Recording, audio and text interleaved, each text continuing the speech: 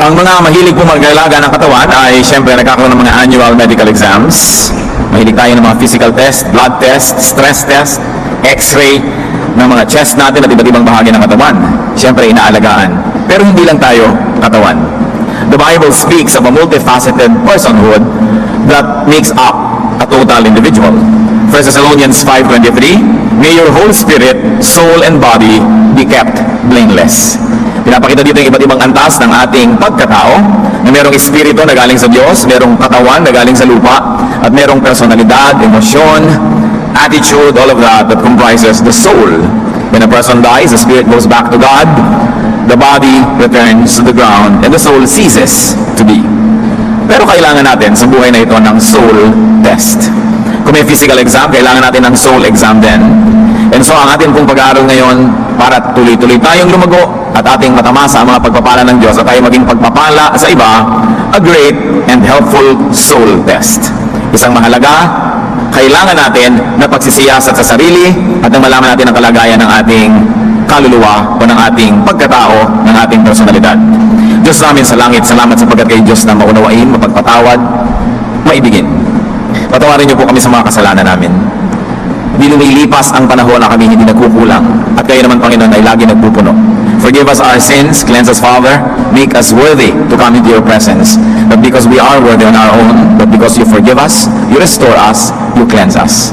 Enable us to see your face, to hold your hand, to hear your voice.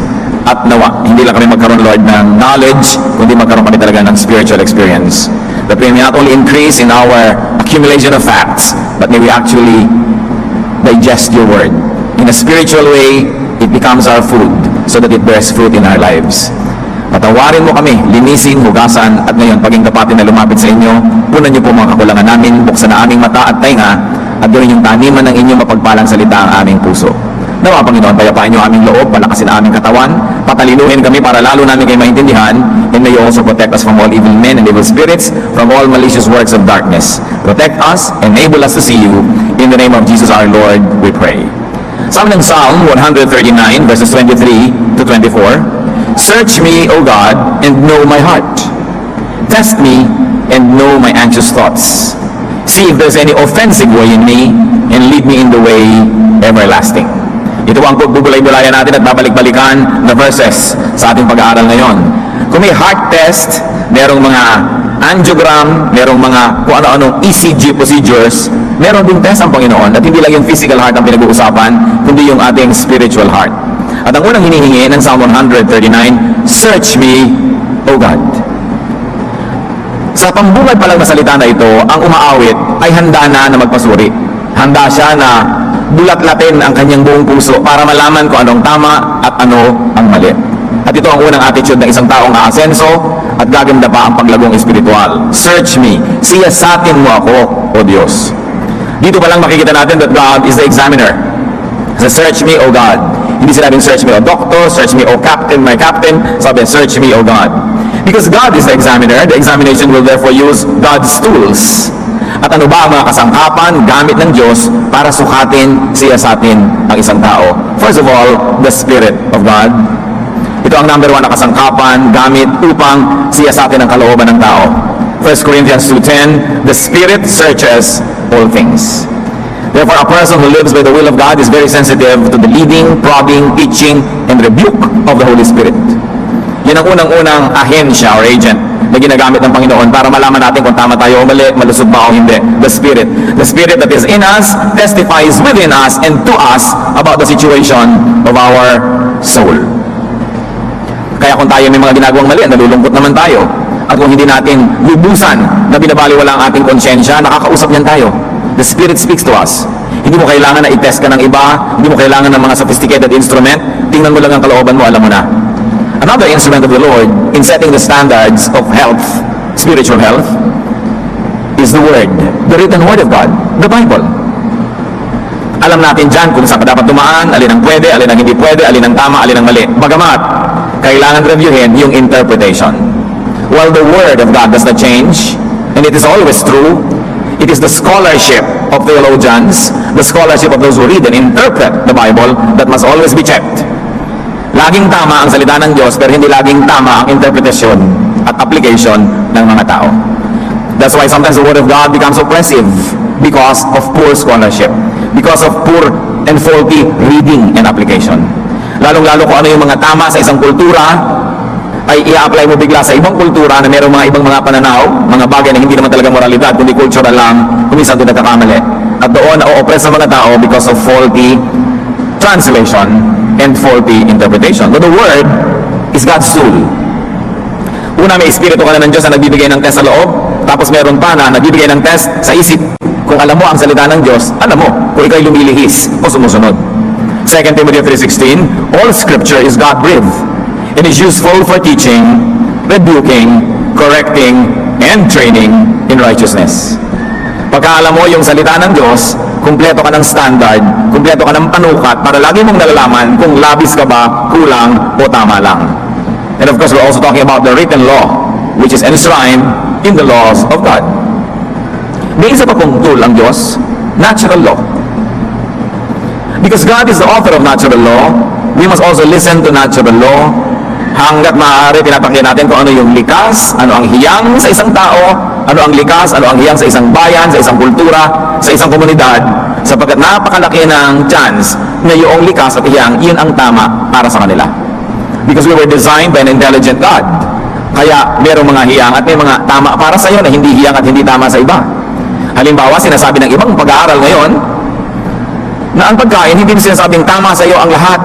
Kung tama ang gulay sa lahat, tama sa lahat. Kung tama ang karne sa iba, tama sa lahat. Because now there are studies that say that the best food suited to you is also suited to your blood type. So yung mga type O, sabi dyan, mabuti sa iyo ang mga karne. Yung type A, ganito ang mabuting pagkain sa iyo. Type AB, ganito, hindi ko pagkain, good for all. Kasi iba-iba ang naturalesa ng bawat katawan. So ganun din ang pag-absorb ng Bible sa iba't ibang kultura. Pag ito'y dinala na sa iba't ibang kultura, merong hiyang na translation, merong hiyang na interpretation na nakabubuti sa halip na nakakasama sa isang bayan. Kaya kinakailangan, tinitingnan mo, ano ba yung natural? Kasi kung ang Diyos, ang law of nature and lawgiver of nature, you are in good hands if you do not go against what is natural. Kasi siya ang lumikha niyan. Therefore, the law of God, written in natural law, would be logical. And it would give us order because God is a designer. Kaya nga yung law na natural that you can see in nature and also see in the brain of people even though they haven't heard the Bible, nandun pa rin yung law na yon. Ano ba ang tama? Kahit naman sa ang kultura, mali naman na tagain mo ang nanay mo. Diba? Hindi mo kailangan yung Biblia para malaman mong mali yun. Mali na nakawan mo ang kapitbahay mo, anihin mo ang hindi mo tanim. Nakasulat naturally sa isip ng tao kung ano ang malit tama. Kaya lang, pag patuloy mong pinakinggan yung malit, sinunod yun, nababaluktot yung nakasulat sa iyong isip. Pero nakasulat pa rin yun. Romans 2:14-15, indeed, when Gentiles who do not have the law do by nature things required by the law, they are a law for themselves, even though they do not have the law. Since they show that the requirements of the law are written on their hearts, their consciences also bearing witness, and their thoughts now accusing, now even defending them. Kapag daw ang mga hentil na hindi saklaw ng kautosan ng Israel ay gumagawa batay sa panuntunan nito, ayon sa kanilang likas na pag-iisip, ito ay nagiging kautosan na para sa kanila. Ipinapakita ng kanilang mga gawa na nakasulat sa kanilang puso ang panuntunan ng kautosan. Pinapatunayan din ito ng kanilang budhi, sapagkat kung minsan sila sinusumbatan nito at kung minsan naman sila ipinagtatanggol nito sa kanilang isipan. So ang sinasabi ng sumulat ng Roma, kahit wala yung mga non-Israelites ng ating law, nakasulat pa rin yan sa kanilang puso. So titingnan mo lang kung anong sinasabi ng puso mo, masusukat mo na, tama ka ba o mali. Mas nagiging malinaw lang and more finely tuned if you now have verses and you have these chapters and you have these books of the Bible that tell you plainly what is good and what is not good. Another tool of God that we should never forget in assessing ourselves is social, legal, and formal law. Ito na yung mga batas na ginagawa ng tao. Pero ang batas naman na ginagawa ng tao ay nakabatay una sa batas na isinulat ng Diyos o kung hindi man sa batas na nakaukit sa puso ng tao kahit nabasa niya ang Biblia o hindi. Kaya halos lahat naman ng mga batas ng bansa pare-pareho eh. Huwag kang magnakaw, huwag kang pumatay, pare-pareho yan. 1 Peter 2:13-14, submit yourselves for the Lord's sake to every authority instituted among men, whether to the king as the supreme authority or to governors who are sent by him to punish those who do wrong and to commend those who do right. So pag sinusuri po natin ang ating sarili, tinitingnan natin, ano ba ang sinasabi ng natural law? Am I going against natural law? Ano ba ang sinasabi ng law of God as enshrined in the Bible? Ano ba ang sinasabi ng law of the land, ng kaugalian ng aking bayan, ng aking kultura, sapagkat ito man ay isang uri rin ng batas? Lahat yan, tinitingnan natin kung nagiging mabuti tayong mamamayan, nagiging mabuti anak ng Diyos, o nagiging mabuting individual. Pero bigyan natin ng diin. Submit yourselves out to governors who are sent to punish those who do wrong. Pero kung yung governor na ang doing wrong, magsasubmit ka pa ba doon? Dapat mong isiping mabuti yun. Because the premise of the submission being asked by the Bible from the people is submission to righteous leaders. That while they are dispensers of righteousness, they are extensions of God's arms, we must submit to them. When they become extensions of satanic arms, isipin mong mabuti kung nag-a-apply pa itong policy na ito. In other words, natural law, legal law, social law is given for orderliness. Para may ayos. God kasi, God ng kaayusan. Kaya mga kaugalian, nagbibigay ng kaayusan kasi pag bigla mong sinuway, nagugulo yung social fabric. Matthew 22 verse 21, give to Caesar what is Caesar's, and to God what is God's. Sinusuri natin ang ating sarili. Talaga ba? Ibinibigay ko ba yung kay Cesar? Ibinibigay ko ba yung sa Diyos? Kung ako ba ay bumibili sa tindahan, ibinibigay ko sa nagtitindaan tubo o panahingi ko ng discount, ako na lang ang nakinabang. Pag nakikigamit ba ako ng gamit ng may gamit, binibigyan ko man lang ng regalo. Nang hiram ako ng mga kaldero, yung isa ba naman o isinoli ko, may laman o walang wala. You give to Caesar what is Caesar's. Kung sino ang nagbibigay sa iyo, susuklian mo. Kung sino ang karapat-dapat tumanggap ng iyong katapatan, ng iyong kabutihan, ng iyong paglilingkod, gagawin mo yon. Because you give to Caesar what is Caesar's, and to God what is God's. Titus 3:1, remind the people to be subject to rulers and authorities, to be obedient, to be ready to do what is good. Now, when you rally behind an evil leader, hindi na yung good. Kaya dapat sinusuri. Kasi kadalasan, itong mga verses na ito, ginagamit pang utos sa mga tao so that they will always be unquestioningly submissive kahit sa demonyo. Kahit sa masamang namumuno, submissive daw, itinuturo ng simbahan. Kasi sabi ng Biblia, nakakalimutan nila na pinapasunod ka habang sumusunod yung leader sa Diyos. Hindi na siya sumusunod, susunod ka pa ba doon? Dapat mong suriin. At isa pa siyempre, nakasangkapan ng Diyos para suriin ang ating kalooban, the conscience. 2 Corinthians 1:12, our conscience testifies about how we have conducted ourselves in the world. Kahit gano'n tayo magsikap na kumbinsihin ang sarili natin na tama ang ating ginawa, magsasalita pa rin naman yung budhi natin eh. No matter what rationalization you try to do, no matter what reasoning you try to employ to justify yourself and to condemn others, your conscience will speak. Dapat pinapakinggan. Sabi sa Biblia, certain persons, by rejecting their conscience, have made shipwreck of their faith. Nagkawasak-wasak ang kanilang pananalig sapagkat di nila binibigyan ng pansin ang panunurot sa kanila ng kanilang budhi. Yung maliit na tinig, mahinang tinig, na laging nandoon nagsasabi kung tayo'y tama o mali. Psalm 139 verse 23 says, know my heart, know my anxious thoughts. Yan ang hinihingi sa Diyos. Alam na naman ng Diyos lahat, di ba? So anong ibig sabihin ng know my heart, know my anxious thoughts? It only means, I'm exposing to you my anxious heart. Come and look at it. Hindi ko tinatakpan, hindi ko nilalambungan ng anumang belo para maitago ang gusto ko'y kubli. Know my anxious thoughts. I'm exposing myself to you, O God. Walang takip, walang excuses, walang rationalization, walang pagdadahilan. Heto ako, tingnan niyo ako kung ano ako talaga. Therefore, the search is internal. To know your heart, to know your anxious thoughts, nasa loob. Hindi sinabi ng Psalm 139, know my deeds. Bakit po hindi pinapatingnan yung gawa? Kasi ang gawa ay pwedeng mandaya. Pero sabi niya, ang tingnan mo yung aking puso, yung aking pag-iisip. Hindi pwedeng dayain yung nasa loob. Kaya kahit anong makeup ang isuot mo, anong ganda ng yung damit, pag binigyan ka ng examination, ipinasok na yung mga instrumento sa kaloob-looban ng yung bituka, malalaman na ang tunay mong kalagayan. At ganito ang hinihingi ng Psalm sa Diyos. Siya sa atin niyo po ang aking kalooban.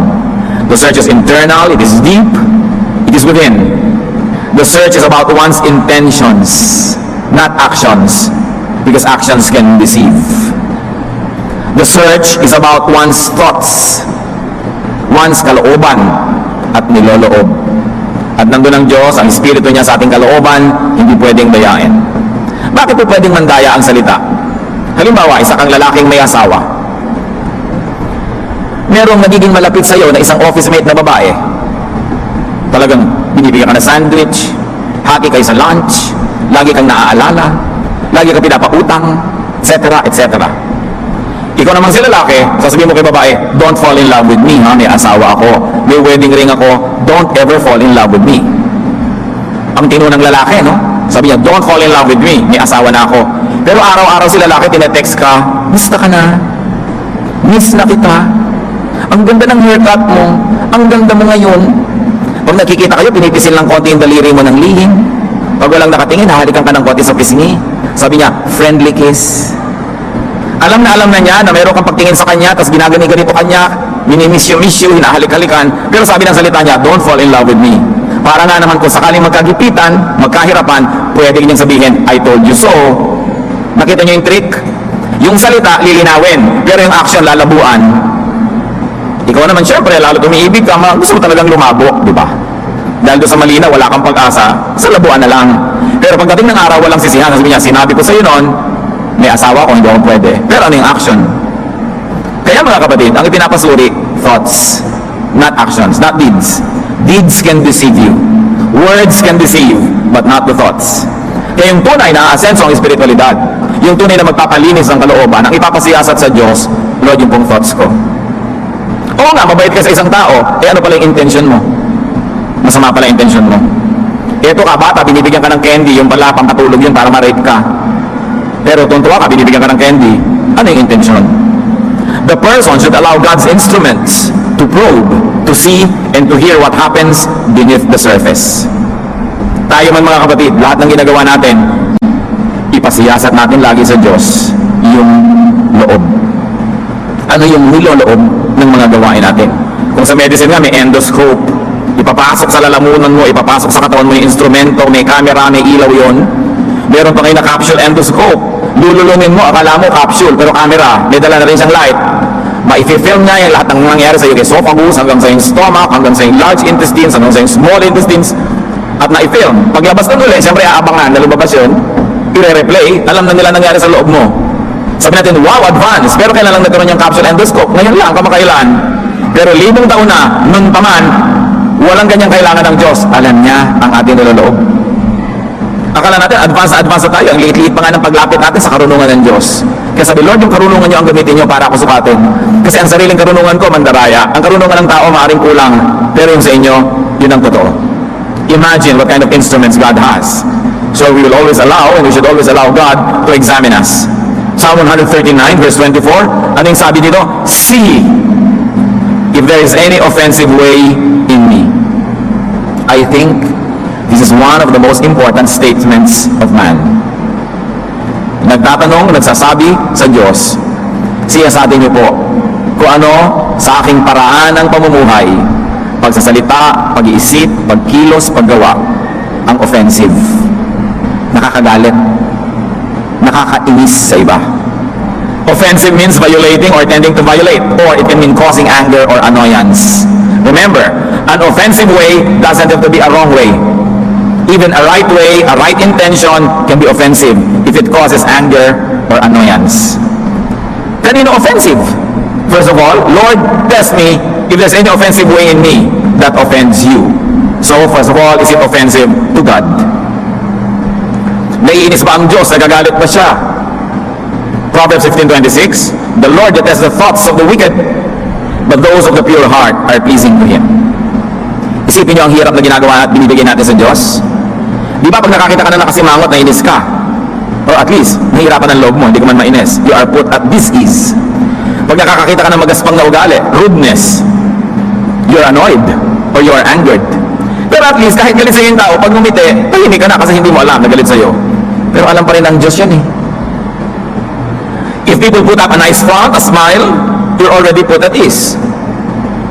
Pero ang Diyos, kahit anong smile ang ilagay mo sa mukha, maganda at polite na language, alam pa rin niya yung nasa puso.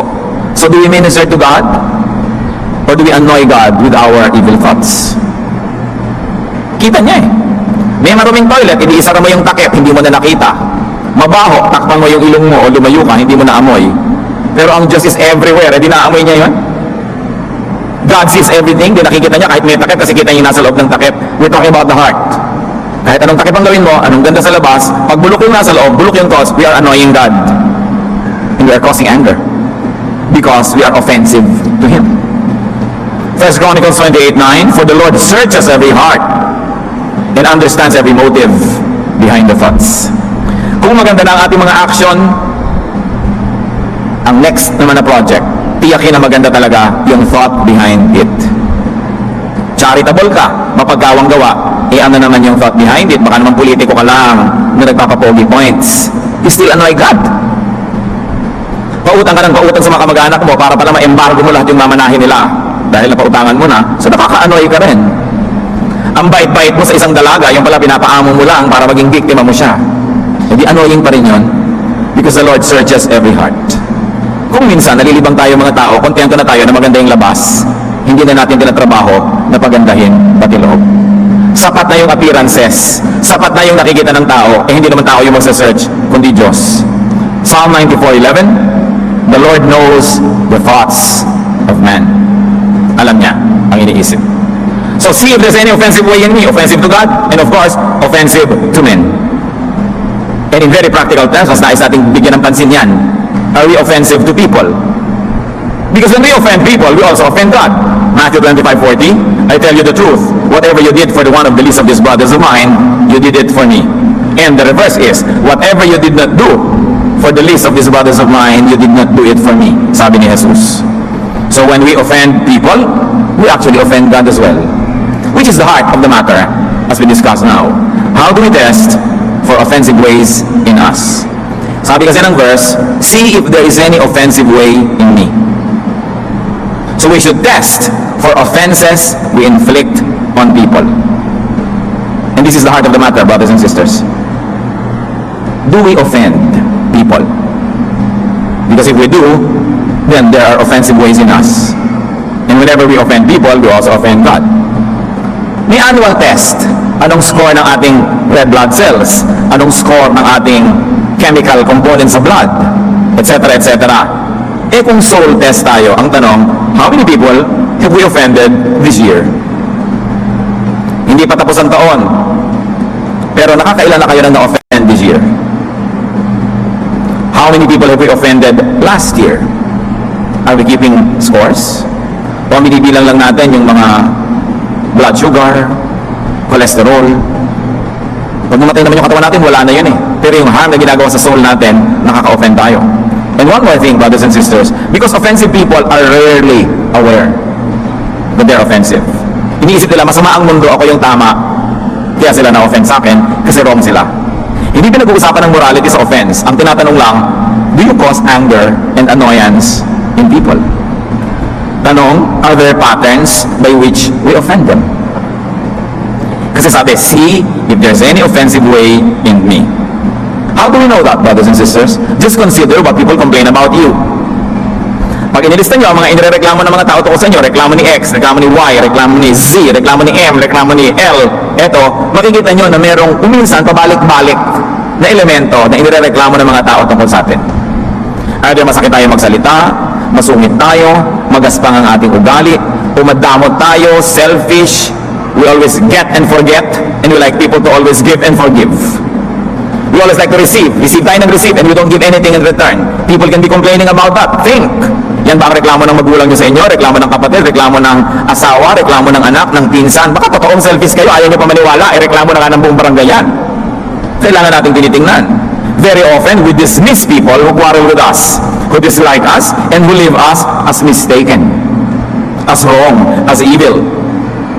Therefore, we are unable to test our souls. Mag-review tayo mga kapatid, lahat ng na-offense sa akin, nagalit sa akin, nagtampo sa akin, ano ang ikinakagalit, anong itinigkatampo, hindi ko pwedeng sabihin na mali sila, lalo't lampas na sila ng 2 o 3. Kung isa, isa sa buong buhay niya yung nagtampo, sinasabi ganun ka, baka mali siya. Pero kung 2 na yan, mag-isip ka na kapatid, 3, 4, 5, nako. Kailangan manahimik at isipin mo. Alam nga namang nag-usap-usap sila na pareho sila na irereklamo tungkol sa'yo, kadalasan na hindi sila magkakakilala eh. Baka totoo na. If there is a pattern by which people are being offended by us, we should begin a thorough personal soul test. Yung iba mga ngatuwiran, kasi mga mabababa ang rango nila sa office, natural magagalit sila sa akin kasi mahigpit ako. Yan ang isang pagbubulag-bulagan. Kasi kahit mahigpit ka at hindi ka nakakainis, hindi naman mainis sa'yo yung mga tao eh. Alam naman nila, may trabaho, may kailangang i-employ na gagawin. Okay, chinecheck mo yung mga late, pero paano ka nag-check? Okay, pinapagalitan mo, sinisita mo yung mga hindi nagde-deliver ng trabaho, pero paano mo ginagawa? Usually, hindi naman yung ideya na lalapit ka sa kanila ang ikinakainis ng tao, kundi yung paraan mo ng pagsasabi, paraan mo ng pag-handle ng mga bagay-bagay. An offensive way in us turns people off and they turn people away.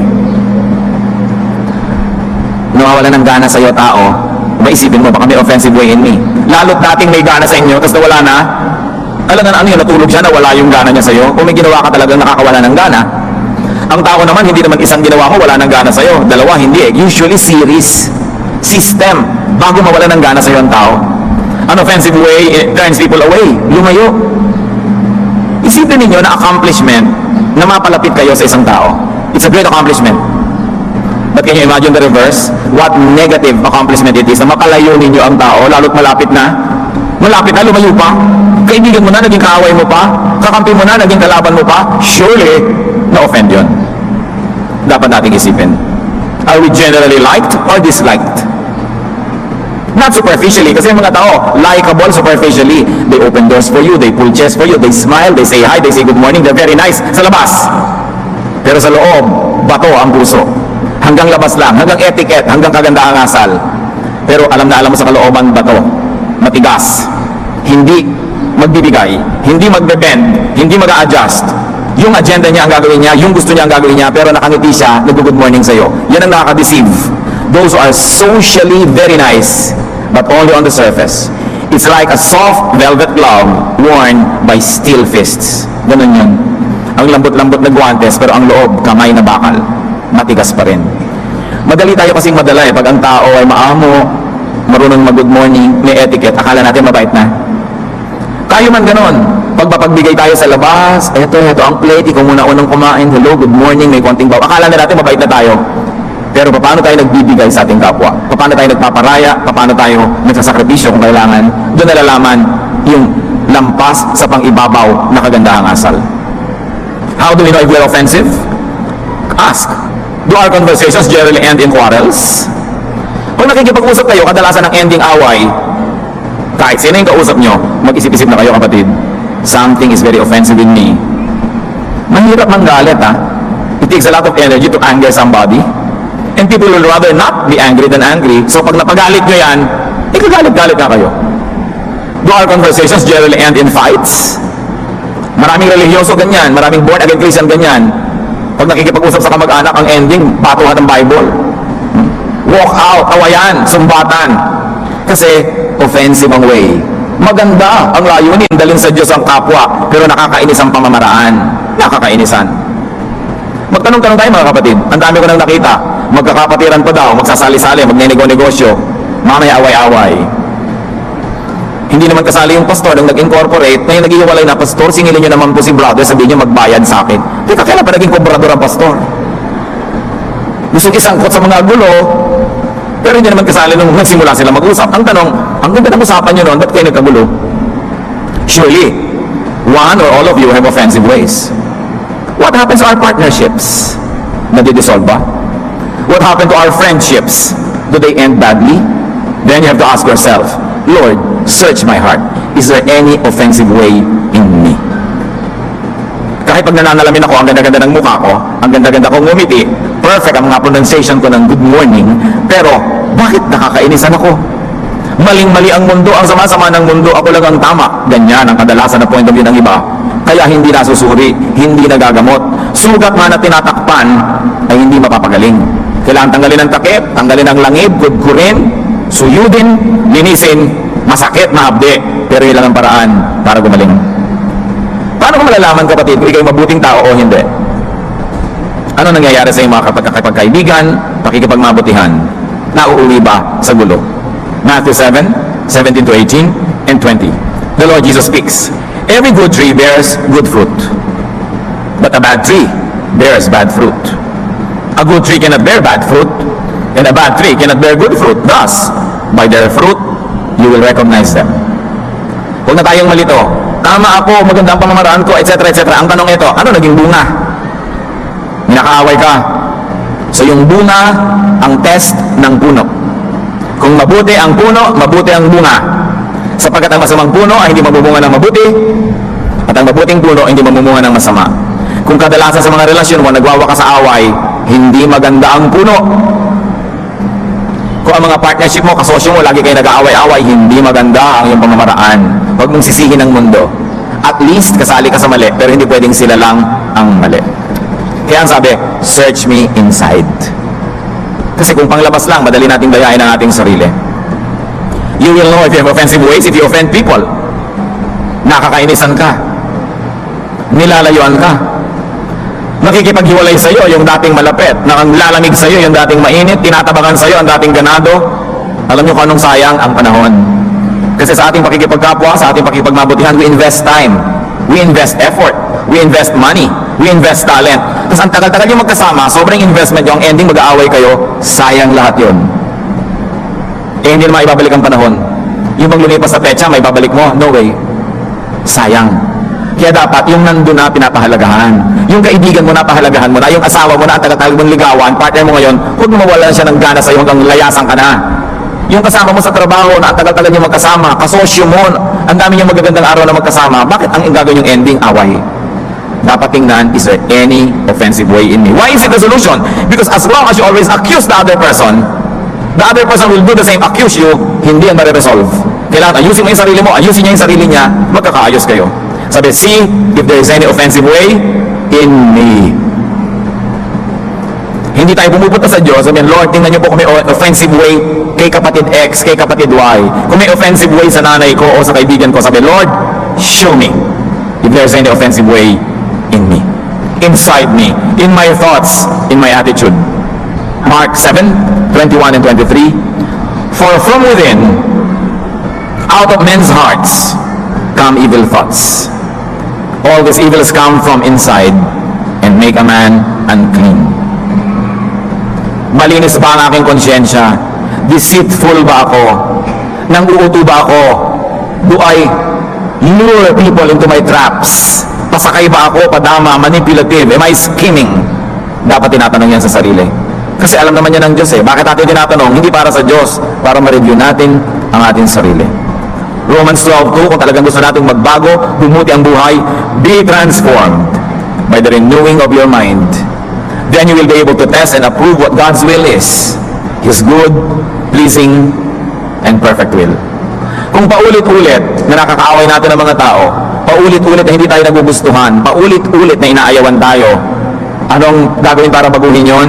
Baguhin ang paraan ng pag-iisip. We must change our style of thinking, and style of doing things. How can you renew your mind if you'll always justify yourself and demonize others? Talaga.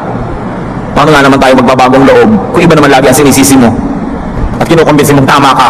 Hindi ka talaga magbabago kasi sa tingin mo tama ka eh. Pero makinig ka sa iyong konsyensya. Kahit yun hindi pinapansin, may tinig pa rin yun pag pinagsasalita.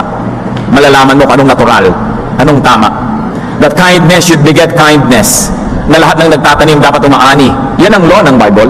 Lahat ng gumagawa ng mabuti dapat suklian ng mabuti. Anong sinusukli natin sa ating kapwa? Ephesians 4:22-24. You were taught with regard to your former way of life to put off your old self, to be made new in the attitude of your minds, and to put on the new self, created to be like God in true righteousness and holiness. Kailangan talikuran na ang dating pag-iisip at pamamaraan at ang harapin bagong paraan ng pag-iisip. Yung paraan na nakaayon sa kalooban ng Diyos, yung papasa pag tinest ng spirit, ng conscience, ng written law of God, ng natural law, yun. Yung natural, yung tama, yung nagbibigyan ng kaayusan at kagandahan sa buhay. Ang Psalm 139:24 ends, lead me in the way everlasting. So it is God who leads. It is God's way that prevails. Luke 22:42, maging si Jesus may ibang gustong gawin pero sumuko rin sa Ama sa langit, yet not my will but yours be done. So sabihin natin, ganito talaga ako, ganitong ugali ko eh. Yan nga ang dahilan kaya napapaaway ka lagi eh. Yan nga ang dahilan kaya iniwan ka na ng asawa mo, nakakaapat na nang iwan sa'yo eh. Yan nga ang dahilan kaya nakagalit mo na lahat ng tao. Kaya magpipilitan mo pang, ganito lang talaga ako. Sabihin mo kay Lord, not my will, but yours be done. Not my style, but yours be done. That which is good, pleasing, peaceful and peaceable, that which is decent and kind, yun ang style ng Panginoon. Psalm 14:10, teach me to do your will, for you are my God. May your good spirit lead me on level ground. Sabi, lead me in the way everlasting. Ang ibig sabihin lang nun, I will follow. Following God is a choice. It's a decision that becomes an action. Lead me in the way everlasting. Kanina, lead. Tapos me, ngayon, in the way. Isaiah 55:9, as the heavens are higher than the earth, so are my ways higher than yours, and my thoughts than your thoughts. Sabi ng Panginoon. Yung thought naman niya talaga yung higher. Paraan niya man tama, ba't pa tayo makikipagtalo? Lead me in the way, meaning your way, the higher way. Noong tinatanong ni Jesus sa kanyang mga alagad kung iiwan siya ng mga alagad na ito, sa John 6:68, sabi ni Simon Peter, Lord, to whom shall we go? You have the words of eternal life. And even now we can quote that. Lord, to whom shall we go? You have the words of eternal life. To whose thoughts shall we subscribe but to yours? To whose ways shall we submit ourselves but to your way? Is the Jesus way? Is the Jesus style? The question I like to leave to everyone is we always ask God, is there any offensive way in me? Magtatanong tayo sa Diyos, nakakagalit po ba ako? Nakakainis ba ako? May pamamaraan ba ako na nagpapalayo sa tao, nagpapalamig sa kanilang pag-ibig sa akin? And don't rationalize, don't excuse yourself, don't demonize others, but we must all take a look into our hearts. Unless the others are simply Pharisaic, then marahil tayo ang may kasalanan. Kung talaga namang sobra lang silang legalista, sobra lang silang moralista, na wala naman sa lugar, at bihira yon, kadalasan tayo ang may kasalanan. So soul search. Immerse yourself in the acidic water of self-examination and then emerge, ready to become new, to live again, to love and not offend people, especially those who care about you. Dear God, we ask you to examine our hearts. Lalong-lalo kung sa buhay namin, may isa, dalawa, tatlo na mahalagang tao na nawala ng gana, lumayo sa amin. Ipakita nyo nga po kung ano yung aming pananagutan. That today when we hear your words, we don't harden our hearts. Hindi namin ipagpilitan. Huwag naming tanggihan ang tinig na nagtutulit sa aming mga kalikuan. Kundi kami magkaroon ng malambot na puso, bukas na mata at isip, tanggapin ang pagtutuwid ninyo. Lord, we ask you to speak to each one of us. Ma-examine namin ang aming sarili. Sayang ang mga pagmamahal na mawawala. Sayang mga pagkakaibigan, ang pagiging mag-asawa, pagiging magkamag-anak, kung magkakalayo-layo ang tao because of our offensive ways. At kahit magsimula uli kayo ng mga bagong mga relasyon, masisira lang uli kung hindi kami magbabago ng pamamaraan. Magbulay-bulay tayo mga kapatid. Kung sa palagay nyo, hindi para sa inyo ang message na ito, nagkakamali kayo para sa ating lahat yan. Kaya dapat tayo mag-isip. At lalong-lalo naman kung alam nyo para sa inyo yan, para sa akin, para sa ating lahat, pag-isipan. Hindi sapat naman alamin at makitang may dumi sa mukha at pagkatapos ang tumalikod nang wala namang ginawa para ito linisin. We come face to face with God and we ask Him to examine us. Yumuko tayo sa Panginoon and ask the Spirit of God to examine us. Are there offensive ways in us?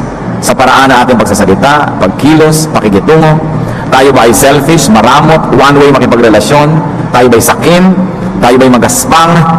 O maganda ang labas pero ang loob sing tigas ng bakal? Mag-isip-isip, magbulay-bulay. Panginoon, mag-usap po kayo sa amin. Gawin yung mabunga ang panahon na ito, maging kapaki-pakinabang sa aming lahat, lalo kami na madalas makainisan o madalas mapasuot sa gulo o layuan ng mga taong malapit na sa amin. Bless your people, speak to us in silence.